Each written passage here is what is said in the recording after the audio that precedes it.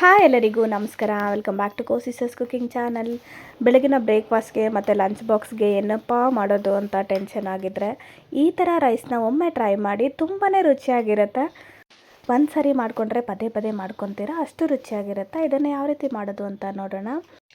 ನಾನಿಲ್ಲಿ ಒಂದು ಒಗ್ಗರಣೆ ಪ್ಯಾನ್ಗೆ 1 ಟೇಬಲ್ ಸ್ಪೂನ್ ಆಗೋಷ್ಟು ಜೀರಿಗೆ ಹಾಕ್ತಾಯಿದ್ದೀನಿ.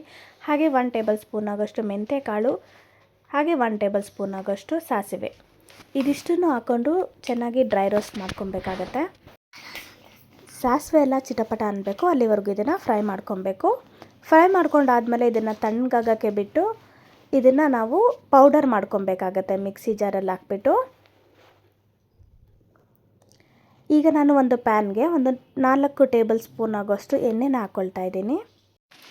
ಇದಕ್ಕೆ ಒಂದು ಸ್ವಲ್ಪ ಸಾಸಿವೆ, ಸ್ವಲ್ಪ ಜೀರಿಗೆ, ಒಂದು ಅರ್ಧ ಟೇಬಲ್ ಸ್ಪೂನ್ ಆಗೋಷ್ಟು ಕಡಲೆಬೇಳೆ, ಸ್ವಲ್ಪ ಕಡಲೆ ಬೀಜ ಹಾಕ್ಕೊಂಡು ಫ್ರೈ ಮಾಡ್ತಾಯಿದ್ದೀನಿ. ಕಡಲೆ ಬೀಜ ಎಲ್ಲನೂ ಚೆನ್ನಾಗಿ ಕ್ರಿಸ್ಪಿ ಆಗಬೇಕು, ಅಲ್ಲಿವರೆಗೂ ಇದನ್ನು ಫ್ರೈ ಮಾಡಬೇಕು. ಇವಾಗ ನಾನು 1 ಈರುಳ್ಳಿನ ಸ್ಲೈಸ್ ಆಗಿ ಕಟ್ ಮಾಡಿಕೊಂಡು ಹಾಕ್ಕೊಂಡು ಚೆನ್ನಾಗಿ ಫ್ರೈ ಮಾಡಬೇಕು. ಇದಕ್ಕೆ ಸ್ವಲ್ಪ ಸಾಲ್ಟ್ ಕೂಡ ಹಾಕಿದ್ದೀನಿ. ಅದ್ರ ಜೊತೆಗೆ ಒಂದು 1/4 ಟೇಬಲ್ ಸ್ಪೂನ್ ಆಗೋಷ್ಟು ಅರಿಶಿನ ಹಾಕ್ಕೊತಾ ಇದ್ದೀನಿ. ಸ್ವಲ್ಪ ಕರಿಬೇವು, ಇದಿಷ್ಟು ಹಾಕ್ಕೊಂಡು ಚೆನ್ನಾಗಿ ಫ್ರೈ ಮಾಡಬೇಕು. ಈರುಳ್ಳಿ ಎಲ್ಲ ಸಾಫ್ಟ್ ಆಗಬೇಕು. ಇವಾಗ ನಾನು ಒಂದು ಕಟ್ ಮಾಡಿರುವಂತಹ ಕ್ಯಾಪ್ಸಿಕಮ್ ಕೂಡ ಹಾಕ್ಕೊಳ್ತಾ ಇದ್ದೀನಿ.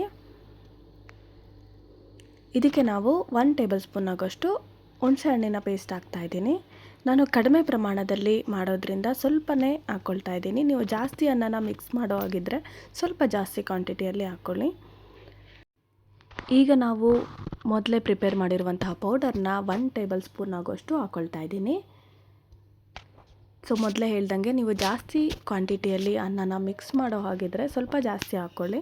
ನಾನು ಸ್ವಲ್ಪ ಪ್ರಮಾಣದಲ್ಲಿ ಮಾಡ್ಕೊಳ್ತಾ ಇದ್ದೀನಿ. ಸೊ ಇದೆಲ್ಲನೂ ಹಾಕ್ಕೊಂಡು ಚೆನ್ನಾಗಿ ಮಿಕ್ಸ್ ಮಾಡಬೇಕು. 1-2 ರಿಂದ 3 ನಿಮಿಷ ಇದು ಲೋ ಫ್ಲೇಮಲ್ಲೇ ಚೆನ್ನಾಗಿ ಫ್ರೈ ಆಗಬೇಕು.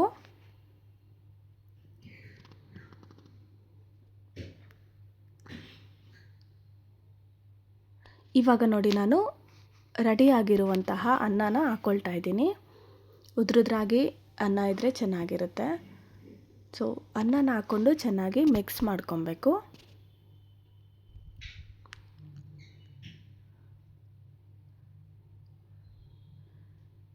ನೋಡಿ, ಮಿಕ್ಸ್ ಮಾಡಿಕೊಂಡ್ರೆ ನಮಗೆ ತುಂಬಾ ರುಚಿಯಾಗಿರುವಂತಹ ಕ್ಯಾಪ್ಸಿಕಮ್ ಹುಳಿ ಅನ್ನ ರೆಡಿ ಆಗುತ್ತೆ. ಒಂದು ಸಾರಿ ಮಾಡ್ಕೊಂಡು ನೋಡಿ, ತುಂಬಾ ರುಚಿಯಾಗಿರುತ್ತೆ ಟೇಸ್ಟ್ ಮಾತ್ರ.